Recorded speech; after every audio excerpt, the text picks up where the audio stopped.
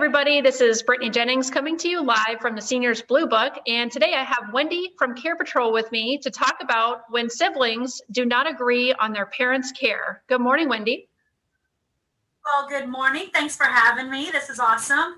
I'm so excited to have you as always. You're an excellent educator, so thanks for being here. So tell us, Wendy, before we jump into this topic that I know a lot of people it's a constant challenge for them, having multiple family members and trying to get their mom and dad or whoever it may be in their family on the same page for care. Let's talk about what you do in Care Patrol and how you do it and what area you cover, all those good things. Yep, absolutely. All right, so Care Patrol is the nation's leading placement agency. I am the local owner for Sarasota County. Actually, I run the #1 placement agency in the country for any brand, online or otherwise. We have helped thousands, and I do mean thousands and thousands of families at this point over the last 7 years. And that doesn't even include the people that we do educations on. Here's what we do. We educate families on all the different care options, average cost of care, ways to pay for care, but more importantly, we help them pull together all those pieces and parts at no cost. Now, there are a lot of people here in town who want to be in this space because we make it look easy. But when it comes to credentials and education, nobody can hold a candle to my team. I'm nationally certified as a dementia trainer. I'm also a certified dementia practitioner. I'm a certified care transition manager. I've got my certified senior advisory designation. So we have done the homework to get the credentials we need to really say, hey, we're experts in this space. So if you're looking for an expert to really consult with and really understand and help pull all those pieces and parts, call Care Patrol. If you don't like us, I'll give you somebody else. But I think you'll find that we know our space really well and we are a really good resource and advocate for you and your family. Absolutely. That's my spiel. It was a great spiel. And one of the things too that I know people and you're known for in this area is your education and how you do it, because you are so well spoken, and I'm always excited to learn from you myself.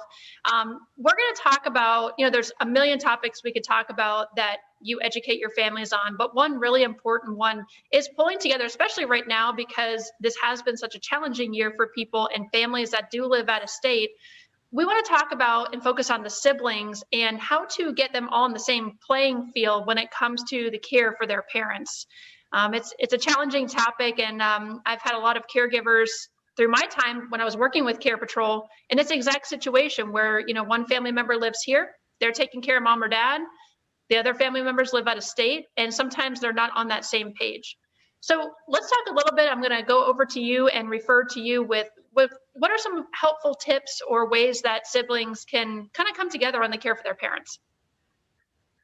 Yeah, so this happens a lot, right? We have a lot of people that are retired here to Florida. Kids live wherever. Sometimes they're local, sometimes they're not. So it is something that we're faced with, I would say, daily. So here's the thing. For the longest time, I had a professional mediator on retainer, which is funny.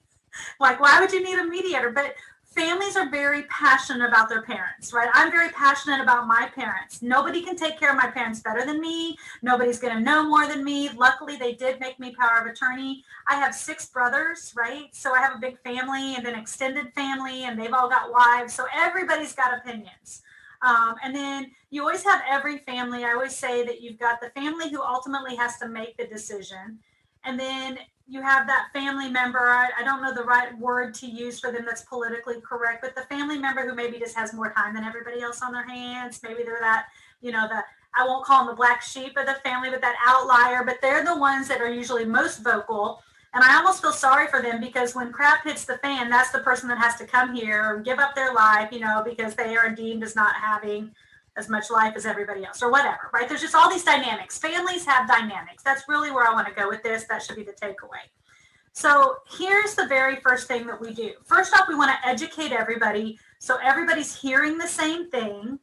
I always say singing from the same hymn book. If you don't have a hymn book, whatever book you read from, let's get everybody on the same page and start from a foundational perspective. That is first and foremost, because a lot of people have misperceptions about different care, cost of care, funding strategies, or they talk to, maybe they're in the healthcare industry, right? Maybe we've got these home health aides, we've got private duty caregivers. And so everybody knows somebody or might even be a part of it. So they have a lot of misperceptions about how it all works together. So let's get everybody speaking the same language, having the same understanding, regardless, right?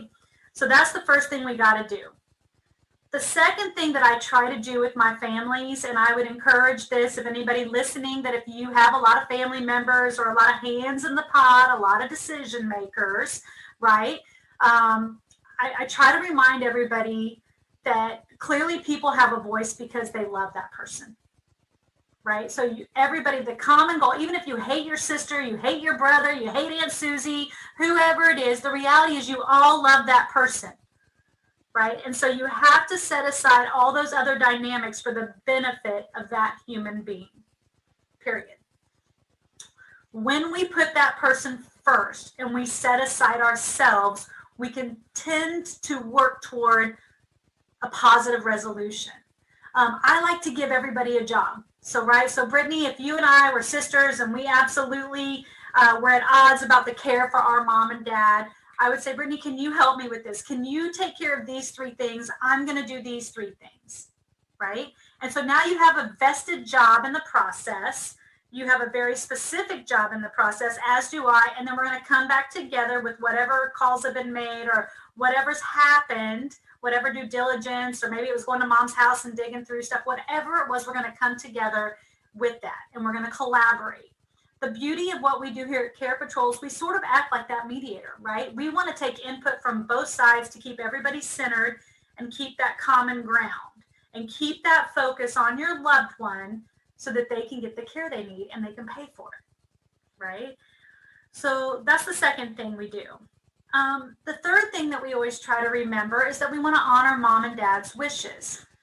And I probably say it, and I say it different based upon which family I'm speaking with, but ultimately if mom and dad chose, let's say they chose Brittany as the power of attorney, I've got to respect that mom and dad chose Brittany, right? They didn't love me less, they just chose Brittany for whatever reason. Maybe Brittany's been working in this industry forever, they feel more confident that she'll know how to navigate it, but it doesn't mean that everybody's thoughts are not important. It just simply means at the end of the day, Brittany has to put her name on that dotted line. And if there is that much decision that needs to be made or dissension within the family, ultimately Brittany's going to have to make it. And in this example, just make the decision and sign on the dotted line. I most often find families want to collaborate with all the decision makers and with all the other family members. It's very rare that we get down that power of attorney just says, screw it, I'm doing this. It's very rare we get to that. They really do try to listen. Honoring mom and dad's wishes is a tough one because if your mom and dad out there in Zoom land is like my mom and dad, everybody wants to stay at home, right? Everybody wants to be at home. So our job is to figure out how do we keep mom and dad home, but keep them safe. And that's a whole nother topic we could probably dive into, but keep them safe, get the care they need, the support they need, and be able to afford it. And oh, by the way, if they're married, the money's got to go for not one person, but 2. That's a whole nother level of conversation. Mom and dad may want to stay home, but if one of them has cognitive impairment and they can't manage their day to day, they pretty much need somebody around all the time. Well, for private duty to come in, that could be 15 to 17 grand a month or more in some cases, right? That's a big price tag. Maybe mom only gets $1,700 and you promised her with every dying breath inside of you, you would never put her in one of those places, meaning a nursing home. Well, folks, I've got news for you. Community-based care, also known as assisted living, is not a nursing home. It's independent living with on-site assistance. They build a care plan around you. Memory care is very much their own little apartment. They build a care plan, but it's supporting you, maybe not physically, maybe they're supporting your brain, right? So there's a lot of different dynamics. But what starts happening is that mom and dad start having this loss of control. And you've got these family members that are seeing it. And there's a lot of emotion wrapped around it. I mean, if people ask me when I look back when I started this company 7 years ago, what's something you didn't realize? I didn't realize the social work aspect, even though it's a social work based model, I didn't realize the social work component. I mean, we've got emotions, we've got people who like literally are going to need therapy after this event. Like it is very, very taxing on them. And I probably, if I ever had to go back to school, I'd go back and be a therapist because it would totally help me in my job here. Because I'm not sometimes as delicate as I need to be. I try to be, but not always great. Anyway, so, honoring mom and dad's wishes is really important. And then one of the things that I know, Brittany, when you were here that, we talked about is have everybody write down, kind of keep what's the word you use? What do you call it? A care diary. Care diary. Yes, yes, yes, yes. So if we have multiple siblings, maybe we have one here lives here locally, and they're not the power of attorney, but they're the one that's doing all the work. And then you've got a family member that lives, I don't know, in California, and they're the power of attorney, but they're not here. Kind of start keeping a log of who's doing what. Not that it's to point fingers, but it really showcases kind of all the different things that are happening on a day-to-day basis. I mean, there's a lot of times we have a local son or daughter, and they're like going over to mom's house 3-4 times a week. They're getting all the groceries, they're taking all the appointments. Pick a topic. They're kind of picking up the diapers or the pull-ups, it's like all these things, going over and cleaning the house, being there when they shower. And then you've got the power of attorney that's in California that has no idea how much this person's doing. But I really think it will help define kind of roles and responsibilities within that relationship. So we walked through a lot of different tips and tools very quickly on what to do. So there again, get everybody on the same page, give everybody a job, collaborate, try to honor mom and dad's wishes. And maybe just, another tip and tool would be to write down kind of who's doing what in that relationship. If you would like to learn more or just have one of us consult with you to give you tips and tools relative to your specific family, I think Brittany's going to post our website as well as our office number. We would love to be a part of your journey and just work with you guys specifically to give you the right resources. So thanks for your time, and look forward to talking with you. Thank you so much, Wendy. This was awesome. I appreciate all the information that you gave for the caregivers, the adult children that are listening in. You're awesome, and Care Patrol is amazing. So I will put all your information here, as you said, and please feel free to reach out to Wendy at any time. Thanks, Right. Wendy. Thanks so much. Bye, everybody.